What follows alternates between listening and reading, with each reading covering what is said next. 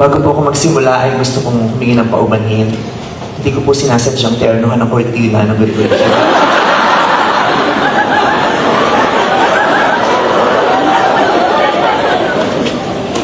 Alam mo kasi pag UP dapat maroon, hindi ko naman alam pati background maroon. Anyway,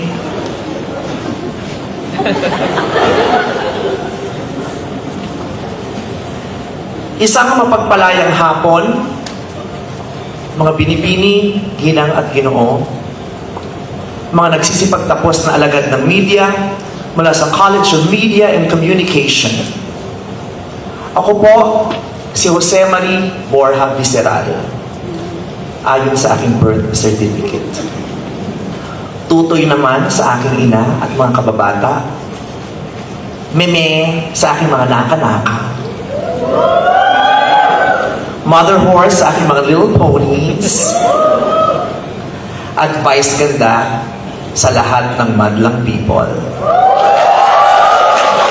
Kaya po sa pagkakataong ito, ay hayaan niyo akong batiin kayo ng What's up, mga madlang scholar ng bayan!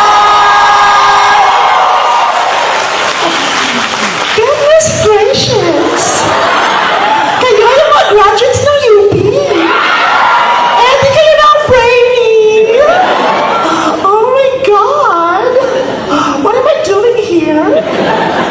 Wala bang maganda sa batch niyo, kaya excited ako. Oh my God, nakatitig kayo lahat sa akin. I'm so nervous. I'm gonna die!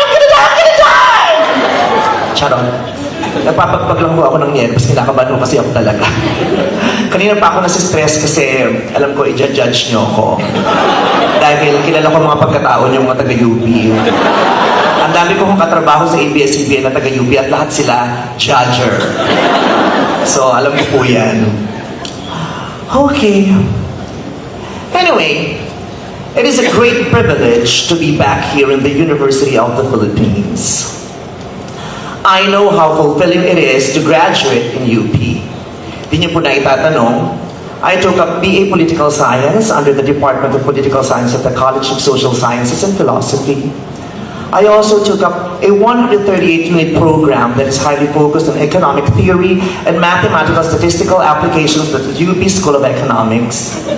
I also took up Bachelor of Public Administration at the National College of Public Administration and Governance here in UP Diliman. Yes, opo. Lahat po yan ay nangyari nung nanaginip ako 2 weeks ago. Hindi lang ako nakagraduate kasi ang ingay ng hilik ni Ayon, nagising ako. #delulu. Simulan sa pool po, ay pangarap na ng nanay ko na makaranas ako ng college graduation. Kaya naman, Nay, eto na, I made it. I made it, Nay! At sa UP pa! Kabog, di ba? Tignan nyo nga, no? Pag nagbilo talaga ang tadhana, di ba? Hindi ako nag-upkat. Hindi ako nag-enroll. Wala akong student number. Wala din akong thesis na pinagpuyatan, iniyakan at dinipet. Pero tignan mo, nandito ako sa graduation sa UP. Nasa harapan ninyo at pinapakinggan na para bagang ako pa ang summa cum laude. Pero hindi ba nakuha ang cum laude at least? Kasing yaman ko naman si Paul Laude. Charot! Fantasy! Fantasy lang po yun. Kidding aside, maraming salamat po sa UPCMC para sa imbitasyon na dumalo sa napakahalagang pagtitipon ninyong ito. Noong sinusuri ko ang papel na ibinigay sa akin na magsisilbing gabay sa aking pakikipagtalastasan sa inyo ngayon, naloka ako. May rationale. Research paper ang atake, na-stress ang meme. Ngunit kiniliti ang aking hinuha sa salitang dagitab. Dagitab? Dagitab. Nagtanong pa nga ako kila sir kanina, ano bang tama? Sabi na, dagitab. Dagitab. At, ikaw usap ka ate. Sorry, nakakabala ba ako sa kusap ko sa headset? Ako may kukunik sa akin, ma'am? Okay, sorry ha. Okay. Bastos yung mga taga-UP.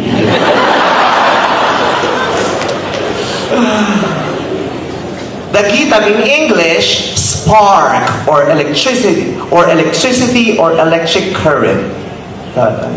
electricity, electric current. So bakit ako na-invite? Ba't hindi si Manny Pangilinan? Hindi ba siya ang may-ari ng Meral? Baka busy siya. Charot lang. Dakitap, isang maliit na liyab ng apoy na maaaring mag-iwit siya ng mas malaki pang mga bagay. Wow! Deep. Parang yung team nyo, no? Parang hindi pang graduation, parang pang fire prevention. Parang maganda rin. Magandang tunog. Dakitap. Sa totoong buhay po, napakahalaga ng mga dakitap sa pagbuo ng aking pagkatao, ng aking mga pangarap, at ng aking prinsipyo. Lumaki po ako sa isang komunidad na ang bawat araw ay isang pakikibaka. Naramdaman ko na ang mabuhay ay hindi lang basta biyaya. Naranasan ko ang mga pangunahing pangangailangan ay hindi nakakamit ng madali at may mga araw na kami ay talagang walang-wala. Araw-araw ay isang laban na dapat mapagtagumpayan. Ang dakitap ko ay bumukal mula sa naranasan kong kahirapan. Mga pagkakataong nakakapangliit, nakakagalit. Naranasan niyo bang pagpawisan sa takot tuwing maniningil ang teacher niyo ng kontribusyon pero wala kang maibigay? Tapos pagagalitan ka at mapapahiya. Naranasan niyo bang hindi payagang makapag-exam kasi hindi ka pa nakakabayad, kaya palalabasin ka at mapapahiya? Naranasan niyo bang hindi pumasok sa classroom ng Christmas party kasi may exchange gift, wala ka namang dala, tapos may makakakita sa'yo at mapapahiya?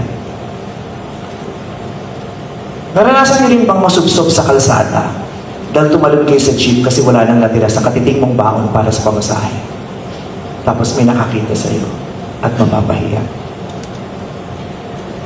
Mababaw ba? O ito na natin ang sharing. Trigger warning, kwento ng karahasan. Naranasan niyo bang mapaslang ang tatay niyo pero hindi kayo nakakuha ng hustisya kasi hindi wala kayong pamasahe para sa paulit-ulit na pagpunta sa City Hall, kaya ipinagpasa Diyos niyo na lang? Naranasan ko yun. Naranasan ng pamilya ko yun. At ilan lang yan sa napakarami kong naranasan sa buhay. Sa ibang tao, bubog ang tawag nila dyan. Bubog na ubod ng sakit tuwing masasaling at mapag-uusapan. In my case, these experiences did not break me. They started a spark inside of me. These experiences made me realize that I do not want to be poor.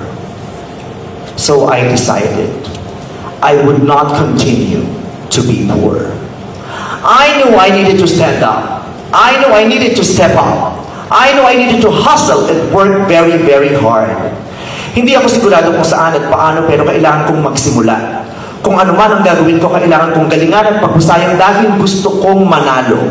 Gusto at kailangan kong manalo dahil ayoko nang mapahiya at muling mamatayan at mapagkaita ng katarungan dahil kami ay walang-wala.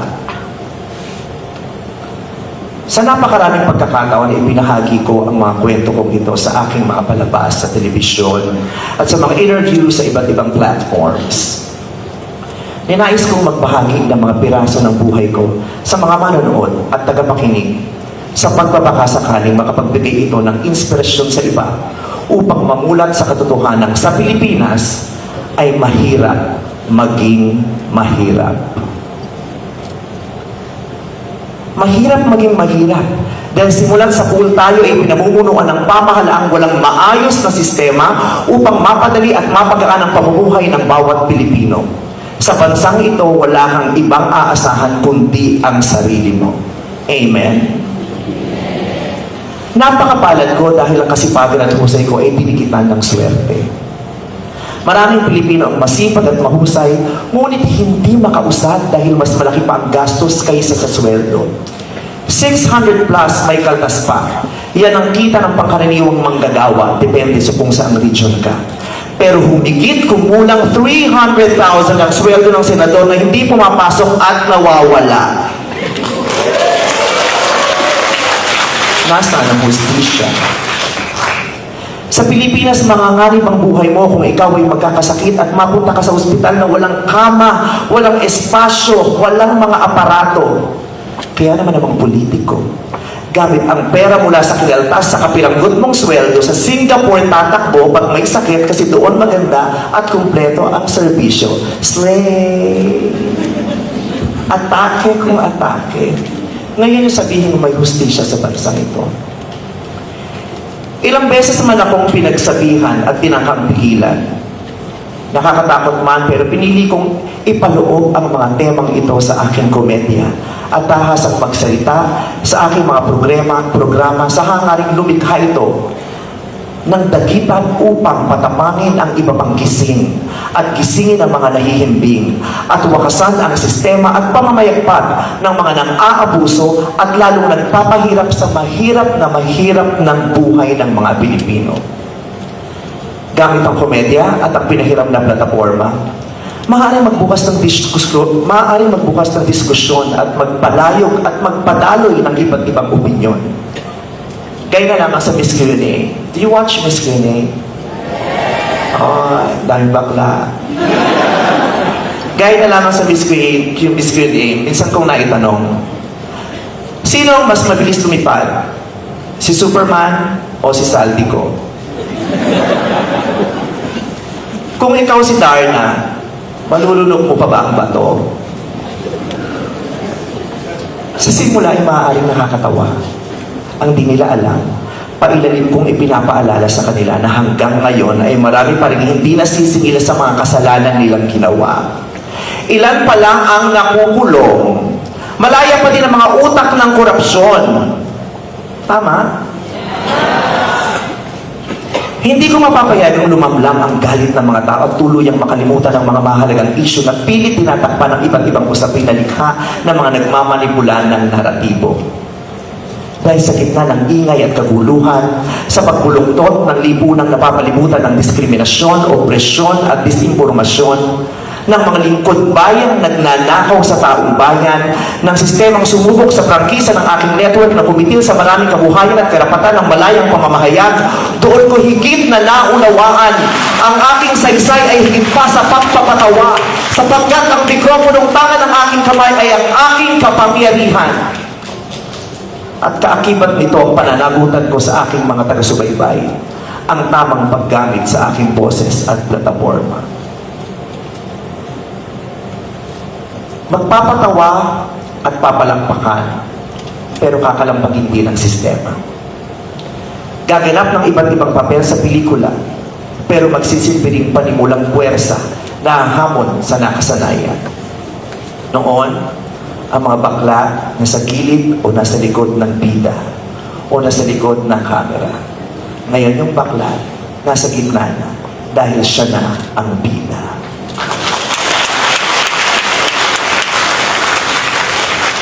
Araw-araw kami maghaharutan sa isang noontime show, pero kailangan ko yung maghatid ng mensaheng gigising sa kamalayan at tutulak sa publiko na mag-isip, makiramdam, kumilos, o kahit man lang magsimula ng diskurso.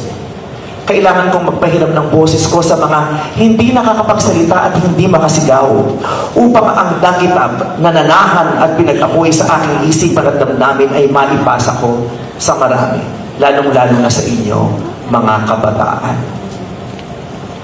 Para kayo naman ang magsilbing liwanag sa kadiliman na ating patuloy na kinasasadlakan. Pagkatapos ng araw na ito, may kanya-kanya kayong landas na tatahakin. May ibang magtatrabaho sa mga pribadong kumpanya, may ibang papasok sa politika, may ibang magsisimula ng sariling negosyo, o may papasok din sa industriya ang kinabibilangan ko. Saan man kayo dalhin ang inyong mga paa? Much is expected of you because you are the product of the country's premier university. You are expected to spark change, not chaos. You're expected to share your education, not disinformation. Hindi kayo ang magsisimula ng korupsyon. Hindi kayo maghahasik ng kasinungalingan. Hindi kayo ang magliligaw at magmamanipula ng opinyon ng publiko. Hindi kayo ang magpapasimuno ng impunidad. Hindi kayo ang magtatakip sa mga dapat managot sa batas tulad ng ibang politiko na nagtapos din sa universidad na ito kaya na lamang nila Senator. Basta, alam ka niyo.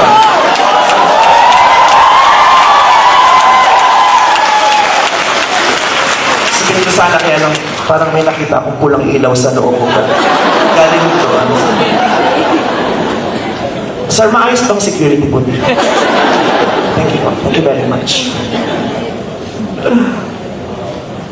Sa kaibuturan ng inyong mga puso at kaisipan, tuklasin ninyo ang nananahan diyang tahimik ngunit makapangyarihan dagitab na naghihintay na magliyab. Naway ito ang magsisilbing liwanag na hindi lang kayo dadalhin sa tagumpay sa inyong mga karera, kundi magbubukas sa landas ng mas malaking panawagan.